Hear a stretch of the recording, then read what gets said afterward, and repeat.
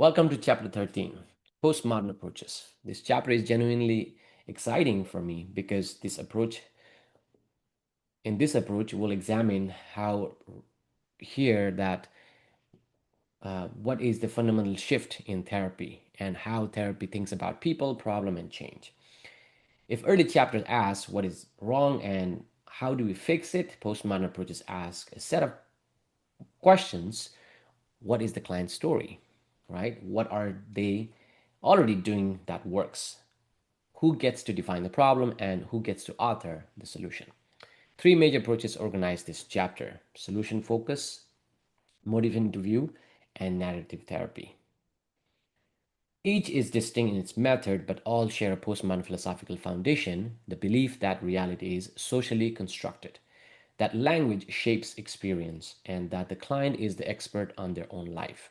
As you move through this material, I want you to notice how radically different these assumptions are from the approaches we've studied so far. There's no diagnosis at all in these topics. No exploration of historical roots, no expert therapist interpreting the client's unconsciousness. Instead, collaboration, curiosity, and the construction of preferred future. Let's begin. Let's establish the philosophical foundation before we look at the specific approaches, right? Postmodern theory is grounded in constructionism, the idea that our understanding of reality is not a direct reflection of an objective world out there, but it is actively constructed through social interaction, language, and culture. Now, I want you to take a pause and think about it. Social constructionism believes that there is no objective reality that's out there, but we build them through how we interact with others, the language we use, and the culture we live in. This matter this matters enormously for therapy. If a client's sense of who they are, what their problem means, and what is possible for them has been constructed through social discourse, through conversations with therapy, cultural messages, professional labels, dominant narratives, then therapy becomes a space where those constructs can be examined, questioned, and reconstructed. Compare this to the modernist view. Modernists believe reality exists independently and can be objectively known. The therapist is the expert who accurately diagnoses the client's problem and applies proven techniques. Right? That's what we saw in CBT, behavior therapy, and many other modernist view. The postmodern view inverts this. Clients are the experts about their own lives. The therapist's job is not to know the truth about the client, but to create conditions in which the client can generate new meanings, new perspectives, and new possibilities. The four goals of social constructionist therapy you see on this slide capture this beautifully. Generating new meaning, co-developing solution unique to the situation, enhancing awareness how culture has shaped the client's experience, and helping people develop alternative way of being and acting. Notice the word co-developing, not prescribing, not creating, co-developing, right? Alongside the client with full respect for their agency and expertise. Solution focused brief therapy was developed primarily by Steve de Schager and Insu Kimberg in the 1980s, and it represents one of the most clinically practical expressions of postmodern philosophy. The name tells you a great detail. This is a future focused, solution oriented approach. Rather than spending therapy exploring the origin of problems, SFBT, which is solution focused brief therapy, directs attention toward solutions. What the client wants to be different, what has already been working, and how to do more of what works. A few distinctive features stands out. First, the past is actively downplayed. SFBT therapists are not interested in how the problem develops, what caused it, or what its underlying dynamics are. They're interested in where the clients want to go and what small steps can be taken toward getting there. This is clinically significant. You can help someone change their life without even ever understanding why their problem develops. Now, it may be challenged with your existing knowledge, like, wait, don't we need to know the cause? But solution focus has a very different plan. Second, solution focused behavior brief therapy is grounded in a deeply positive orientation. People are viewed as healthy and competent. The approach shares much with positive psychology, concentrated on strengths, resources, and what is already working rather than on deficits and pathology. This is not naive optimism, it's a deliberate clinical stance that opens possibility rather than reinforcing limitations. And third, and most importantly, client choose the goals. Right now, I want you to remember, right, we are talking about these three main ideas, four main themes here. Right, the past is downplayed. Right, and second, it's positive orientation, deeply positive orientation. Right, and let me write positive orientation. That's two. And three, client choose the goal. So goals are set by clients. There's no therapist imposed agenda. No diagnostic frameworks determine what the real problem is. The client says what they want to do be different, and the therapist serve that intention. Right? If you think of these four primary focuses, you will understand that solution focused brief therapy is very much different, right? Here's a case in example. A 19-year-old college student, Priya, comes to the therapy saying she's failing her classes and feels overwhelmed. A traditional therapy might explore her childhood, her family of origin, her anxiety history, but SFBT therapist asks, tell me about a time this semester when studying went better than usual. What was happening? What were you doing differently? Now you can hear the question. The question immediately shifts focus from problem to exception. And that shift is the heart of SFPT. Now, let's look at the core assumptions that guide SFPT practice, because these are not just philosophical claims, they are clinical stands that shape every question the therapist asks. The first assumption, client have the capacity of behaving effectively. This is a radical departure from pathology or based models. Client is not broken, they have gotten temporarily stuck. The therapist's job is to help them assess the competence they already possess. Second, there are advantages to focus on solutions and the future. This is an empirical claim as much as philosophical one. Research on motivation and change consistently show that people are energized by vision of where they want to go, more than by analyzing or analysis of what went wrong. Right? That's why it's like positively oriented. Third, there are exceptions to every problem. No problem is constant, unvarying, and total. There are always movement when the problem is less severe, less frequent, or absent entirely. SFBT calls these exceptions, and they are clinically gold, right? Exceptions reveal that client is already doing something that works, even if they haven't noticed it. Fourth, no problem is constant and change is inevitable. This is not wishful thinking. It's a philosophically important claim that resists the reflection of or reification of problems into permanent states. Brief therapy also has specific structural features, a rapid working alliance, clear achievable goals, explicit division of responsibility between client and therapist, emphasis on strengths and competences, and expectation that improvement can happen quickly. This last point is itself therapeutic, conveying hope that change is possible and near is part of the intervention. SFBT therapists distinguish three types of client therapy relationship. The consumer, client and therapist share a common goal to work together, even the shift in language. And the compliant client describes problem, but it's ready to take action.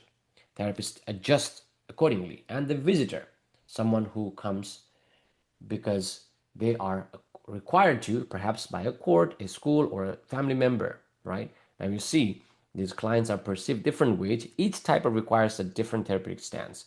SABT is flexible enough to use across all three. So if you remember, the client who is as a consumer or a compliant or a visitor. SFBT therapeutic process is lean and intentional. Let's talk. Let's Let's talk through what exactly happens in a session. Right, as you see here, clients are given an opportunity to describe their problems. The session begins by giving client to talk about their problems, but briefly. SFBT therapists listen carefully but do not dwell on problem details. Remember, they downplay the origin or the early history, right? The goal is to understand enough to be helpful, not to construct an exhaustive assessment. Then the therapist work collaboratively with the client to develop well-formed goals. A well-formed goal in SFPT is small, specific, positive, as stated in terms of what the client will be doing, not when they will stop doing, and realistic and set in the near future. Instead of I want to feel less depressed, a well-formed SFPT goal might be I want to get out of bed before 9 a.m. 3 days a week. Very specific, very clear, and achievable. Then the therapist assists in exploring exceptions, right? Times when the problem was absent or less severe. This is where much of the therapeutic work happens. The therapist is essentially asking, you've solved parts of this problem before. What were you doing? How can we do more of that? The therapist then offers summary feedback, often delivered at the end of the session after a brief break to compose it. This feedback typically includes a compliment, something genuine the therapist appreciate about the client, a bridging statement connecting the client's goal to the work done in session, right? And a task or experiment for between sessions. So similar to what you know what you heard about homework. The therapeutic relationship in SFPT describes particular attention, deserved particular attention. The therapist is not a neutral expert. They are an active collaborator, a curious co investigator, and crucially, the client is the senior partner. The client's goal, the client's language, the client's interpretation of exceptions. These drive the work. SFBT has distinctive set of questions and technique. These are my favorite. And the questions themselves are the intervention. Let's talk through them. Pre-therapy change question. What have you done since you made the appointment that has made a difference? Now, isn't that so fascinating to ask people, right? This question asked before therapy officially begins embodies the SFBT assumption that change is already happening. It primes client to notice their own agency and competence before they have sat down from their first session, for their first session. Exception questions. Can you tell me about a time when the problem was less of an issue? What was happening? What were you doing differently? This is my favorite phrase. What were you doing differently? These questions direct attention toward existing solutions rather than entrenching focus on problem. And you may have also heard of miracle question, right?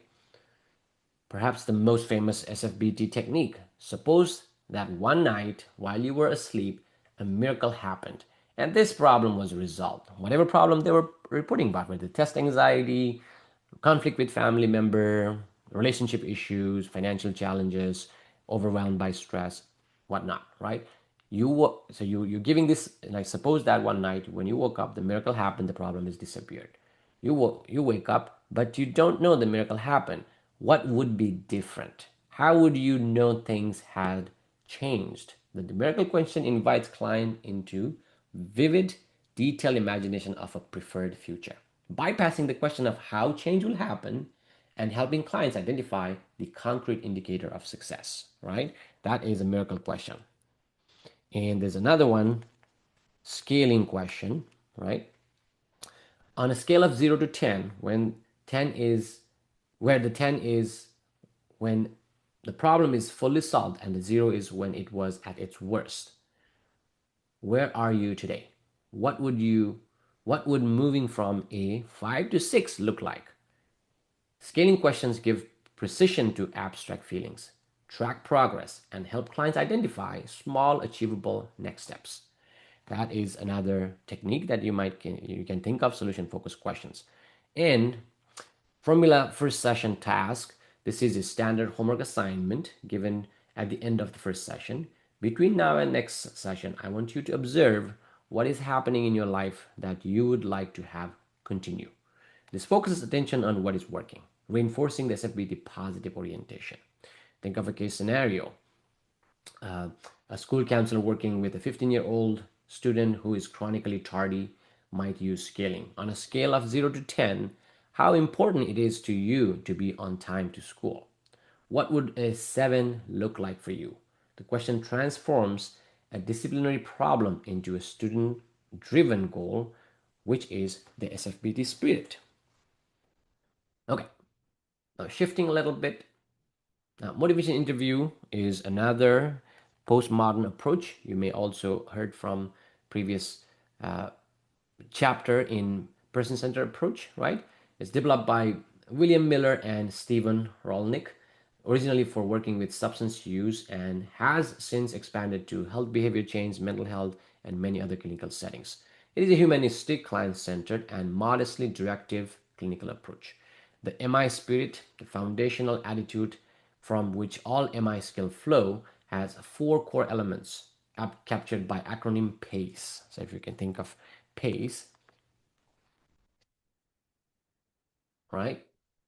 And partnership, the therapeutic relationship is collaborative, not hierarchical. That's P, partnership, right? Acceptance, the therapist demonstrates not unconditional positive regard and validates the client's worth. Compassion, the therapist actively prioritizes the client's interest. And evocation, the goal is to draw out the client's own motivation and wisdom, not to impose the therapist's agenda. It's like opposite of education. This is evocation, to evoke that change. Notice how deeply rooted MI is in person-centered therapy. Carl Rogers' influence is explicit, as we saw in previous chapters. MI was designed to operationalize the kind of empathic, non-judgmental therapeutic relationship Roger described, and applied specifically to the challenge of helping people who are ambivalent about change. People those who are stuck with the substance use problems, there is some ambivalence, right? They are not sure whether they want to change or not. The basic principles MI include expressing empathy through reflective listening. I'm not sure if you have heard of ORS, right? Open-ended question, right?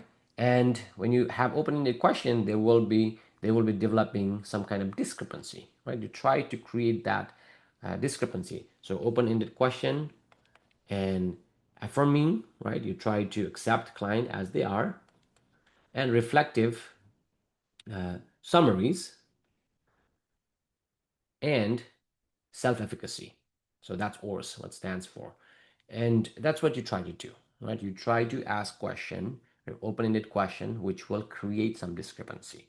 And there's another part, my favorite part is helping clients see the gap between where they are and where they want to be. And rolling with resistance rather than confronting it. This is my favorite part. Most of the time when people are asked about, your drinking habit is very problematic, you should stop drinking. People, let's say there is an offensive side and there's a defensive side. As soon as somebody said your drinking habit is problematic, you offended the person. Naturally they will defend themselves, right? But rolling with resistance is you try to defend them. Your drinking habit seems to be okay. It doesn't affect you. You seem to do fine even you are drinking too much. You have defended the person, right? As soon as you defend the person, there is a human tendency that it's difficult for you to stay on that side. And you're expecting the person to say, yeah, I don't have problem drinking, but sometimes. So you hear the ambivalence, right? You roll with the resistance and try to engender, try to generate that some level of like ambivalence, like I'm not sure if that is all true. So, and you try to bring that self-efficacy, means their belief about their ability to achieve certain goals. And crucially, reluctance to change is not pathologized, right? It is viewed as normal, an expected part of the change process. Ambivalence is universal, not a character flaw. Everybody has time that you wanted to change, but you couldn't. The stage of change model, if you think from prior lectures, you might remember pre-contemplation, contemplation, preparation, action, and maintenance. Those are the five stages of change you may have seen. Pre-contemplation is somebody who is still not thinking change is required. They don't even think there is a problem. Contemplation is you start noticing some level of ambivalence, weighing pros and cons, right? Preparation is okay, intend to change soon. They are looking for therapy, they're looking for help, guidance, and action is actively working in the change behavior. And maintenance is, once it is done, sustain that change. MI is tailored to meet clients wherever they are in the cycle. So you may find some people at pre-contemplation. They may be in denial. They may say things like, I don't need help. That's what you want to be mindful of, right? So those are very helpful stages to be mindful in, especially when you talk about MI as a postmodern approach. And now, MI and SFBT share significant common ground, and understanding their overlap helps you to see the coherence of the modern postmodern tradition. Both share a non-pathological health promoting emphasis. Neither approach begins with a diagnostic question, right? You don't ask what is wrong with this person, but with a strength and resources question, what is this person already doing that's working? What do they want? They both reframe resistance. Traditional approach often treat resistance as a client characteristic. The client is resistant, is in denial, or not motivated. Both MI and SFPT understand resistance differently as information about therapeutic relationship or about the readiness for change, not as a clinical failure, clinical client failing.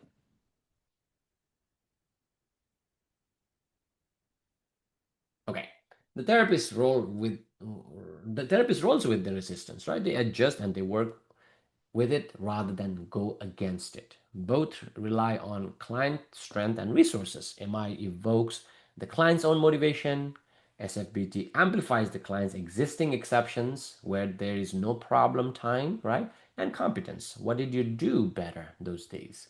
So neither imports a solution from outside. Both draw out what the client already has, which is fascinating, that your belief that people are healthy, they're capable of maintaining or achieving that healthiness again.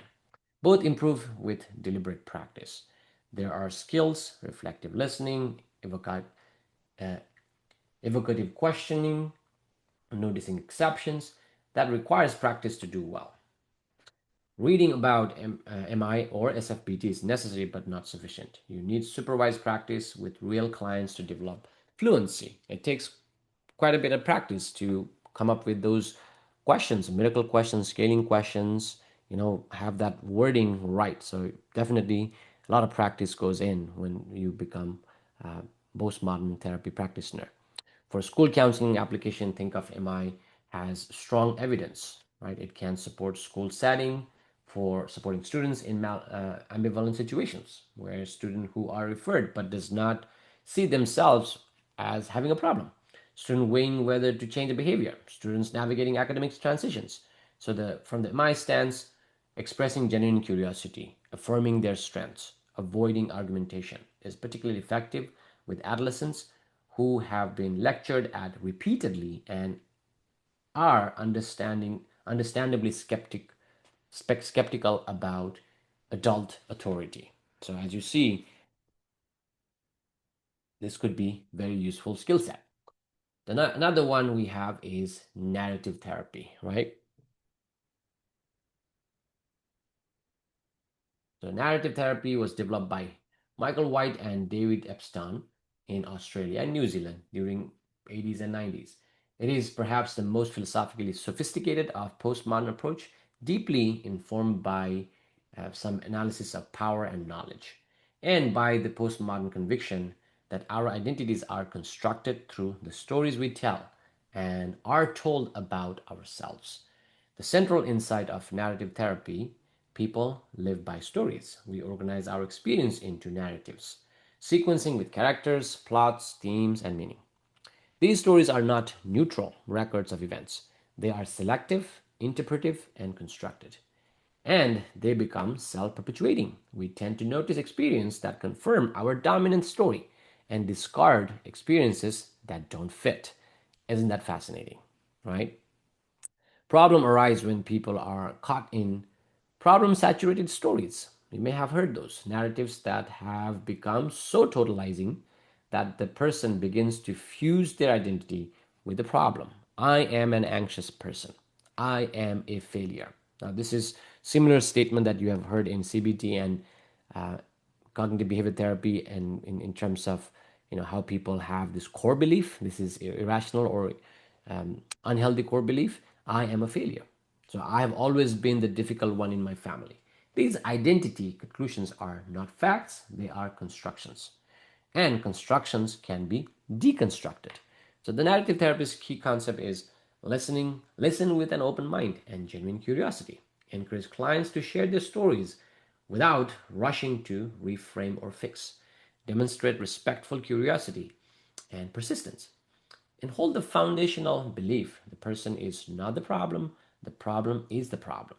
The therapeutic process begins by collaboratively naming the problem, often by asking the client what they want, that what they would call it. Then the therapist helps the client personify the problem, attributing to its intentionality and influence. They investigate how the problem has been disturbing the person's life. They search for evidence of the problem's influence and you know, critically or crucially, they begin to look for unique outcomes, moment when the problem's influence was resist or absent. Then they work to build a new story around those moments. As you see, we believing that person is not a problem is a huge part, and you're trying to deconstruct and reconstruct, right? Now, externalization is the signature technique in narrative therapy, and it deserves careful attention because it is both philosophically grounded and clinically powerful. So, what is exceptional externalization? Externalization is the practice of separating the problem from the person, speaking about the problem as if it is an external entity that has influence over the person, rather than as an intrinsic part of the person's identity. Instead of saying Maria is depressed, the narrative therapist might work with the depression as something that comes into Maria's life, takes hold of her thinking, and tries to convince her that things will never change. Maria and therapist can then examine together how does the depression try to take over. When when the Maria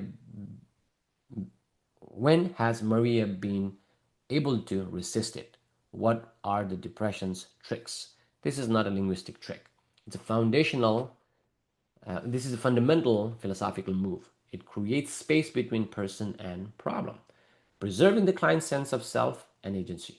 Clients finds it much easier to fight a problem that is external to their identity than one that they believe they are. Externalizing conversations map the influence of the problem in the person's life, and then the influence of person come back a person the influence of the person back on the problem. Both directions matter, right? Understanding how the problem has shaped the person's life and identifying moments when the person has shaped their relationship with the problem. So again, understanding how the problem has shaped your life, the person's life, and also identifying moments when the person has shaped their relationship with the problem. And deconstruction and alternative stories. Problem saturated stories are taken apart, examined for their hidden assumptions, cultural influence, and gap before new stories are co created. The assumption is that people can continuously and actively reauthor their lives. Unique possibility questions invite clients to imagine giving their strength that you've discovered. What kind of person does that make you? What future does that open up? Creating audience for the new story is also essential. New identities need witnesses. Narrative therapists sometimes use definitional ceremonies, inviting significant people to witness and reflect on the client's emerging new story, because identity is social and relational. Think of an adolescent, let's say the person's name is Marcus, who's been labeled as the angry kid at school. Narrative therapy would externalize anger as something that has been pushing Marcus around and invites him to recall moments when he managed anger differently. Similar to what we saw in exception in solution focused brief therapy. In times when he walked away, talked it out, or redirected it, each of those moments becomes evidence for a new story.